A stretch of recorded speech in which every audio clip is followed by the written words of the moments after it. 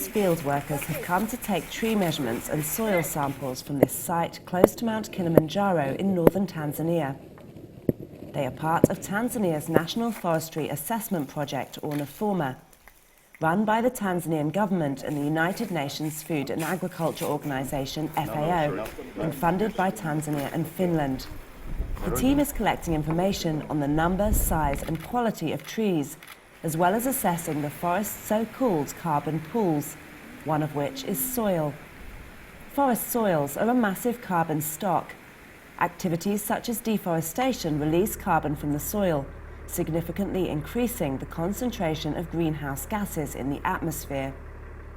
Soils store 2 to 3 times as much carbon as living plants, so it is really important. And the problem is that we don't know yet how this carbon stored in the soils can be released to the atmosphere if the land use, for example, changes from forestry to agriculture. And this is one of the questions that the NAFORMA soil survey tries to address. NAFORMA field teams are collecting data from 3,400 sites around the country, including collecting soil samples from more than a quarter of these. Each sample is then brought to this laboratory, where it's analysed to establish its carbon content. Now we know that we have some areas which are highly fertile, and those needs maybe to have some other ways of conserving it so that we can have really maintain the carbon stocks in those areas. Areas such as this on the slopes of Kilimanjaro, where farmers have been developing their own form of climate-smart agroforestry over centuries. The principal crops are coffee and bananas, grown under a canopy of trees. While farming is intensive, the farmers conserve water and recycle all organic matter to ensure their methods are sustainable. However, these farms are threatened due to falling coffee prices. It's hoped NAFORMA data will bring better policy making that will support sustainable agroforestry systems like these by demonstrating their many environmental benefits, including the uptake and storage of large amounts of carbon.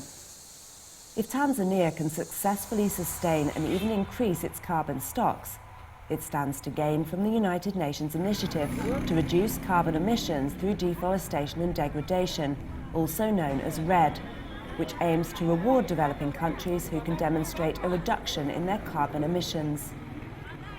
The main aim of REDD initiative is to try capturing the excessive carbon within the atmosphere to the forest. We will come out with the change, you see, the change of how much carbon has been added from the atmosphere to our forest stores, and how much then should we pay for that storage? Benefiting both the international community and Tanzanians themselves by mitigating climate change. When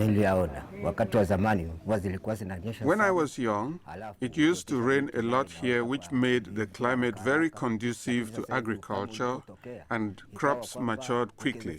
But now, the rains are completely unpredictable, so when you plant, the crop sometimes withers. The soil survey being carried out here is one of the most extensive efforts in tropical forests to produce more information on the role of soils in climate change. If that can be understood, it will provide not only Tanzania, but also other tropical nations with the information they need to sustainably manage their forest resources, allowing them to provide for their growing populations and reduce their carbon emissions. For Hungry Planet, I'm Charlotte Windle.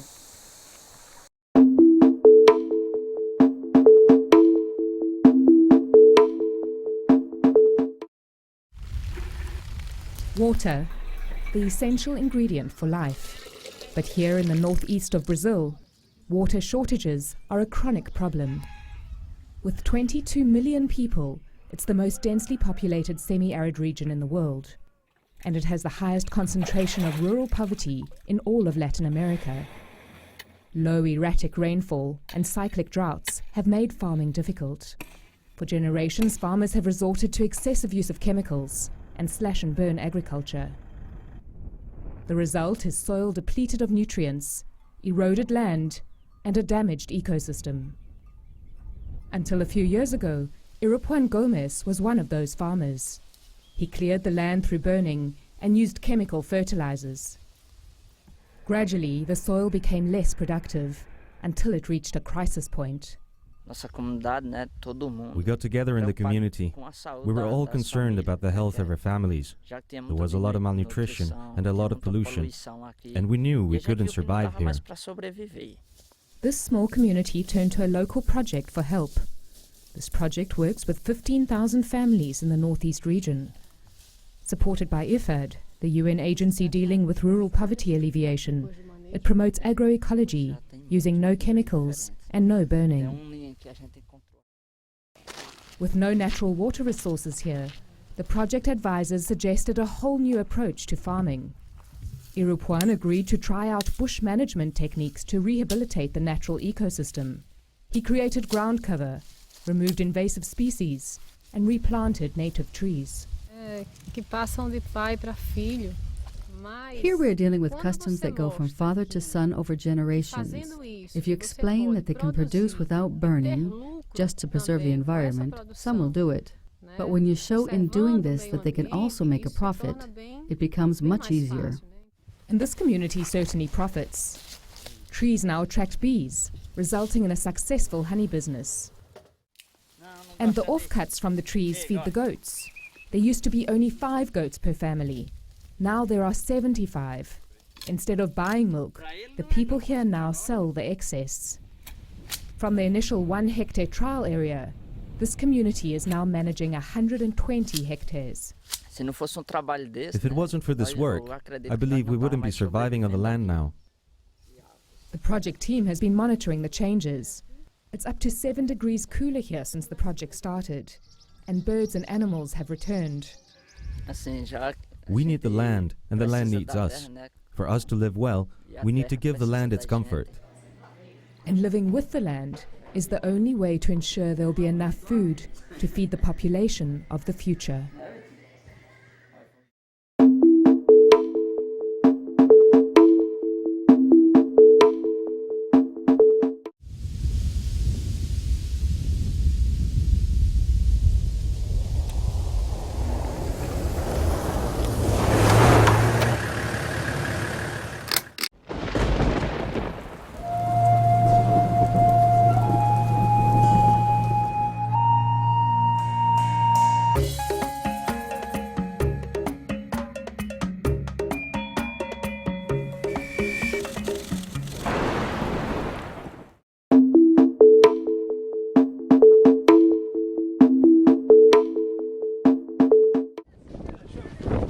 A remote patch of desert in eastern Mauritania is an oasis of hope for thousands of people fleeing conflict and hunger in Mali.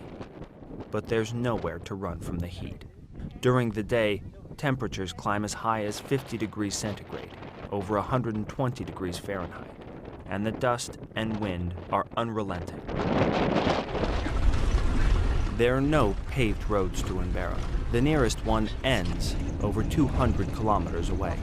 Okay, so right now the road is dusty, it's bumpy, but you can drive across it.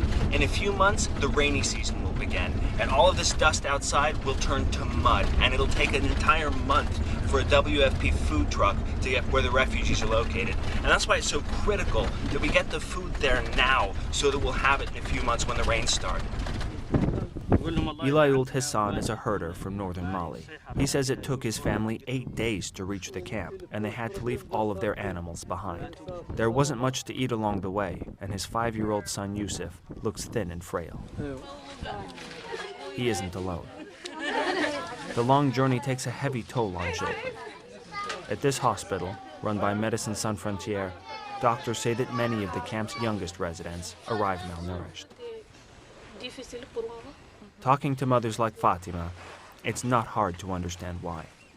7 months pregnant, she made the difficult journey across the desert after her husband was killed in the fighting.